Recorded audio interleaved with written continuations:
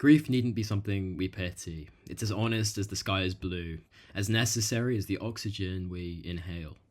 When we grieve, we depart and arrive simultaneously. Grief is multifaceted and multidimensional. It doesn't expand to meet expectations, nor does it contract to willpower.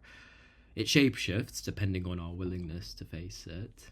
When regurgitated for generations, grief can become part of our breathing, embedding itself into the days we move through. Grief isn't logical. You can't outthink it or wish it away.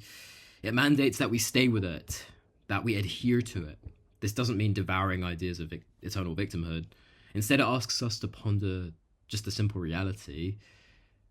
Things don't feel the way that we wish they would. Lost love involves a grief as old as the universe. We long for the sun to never set, for the idea of the other to stay with us forever. However, the sun always sets. The day always ends. The light always succumbs to the dark. There's a sorrow to it, but in time, we learn to appreciate the value of endings. Without it, the mystery wouldn't feel as special. This past year, I've been comprehending the illogical, multifaceted nature of grief. I've watched my love evaporate into particles. I've started witnessing the world within a shade of grey, far darker than the rose-tinted hues of the past. I've sat with proportions of conflict, feelings of regret, guilt, betrayal, sorrow, anger, decision power, and defense. I've been forced to compartmentalize a darker truth, one that turns the fantasy inside out. The most difficult part involves a transposition. When we stay with one loss long enough, we notice it everywhere in other avenues, in other people.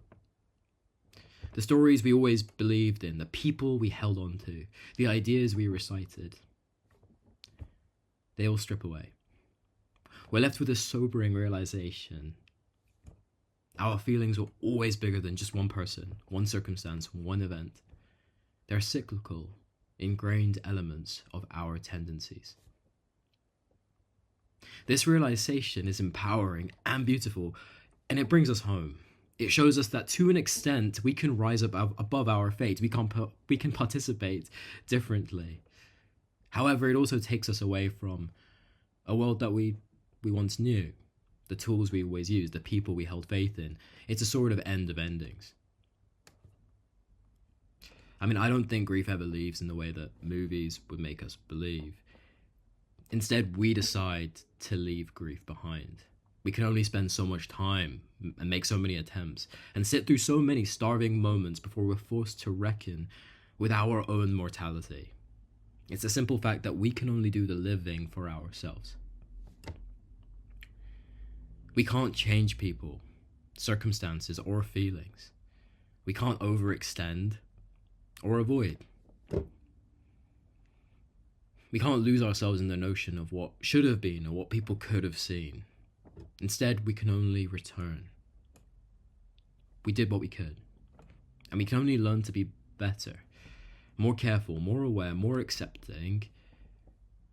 And that's what grief reveals, the unbridled nature of things.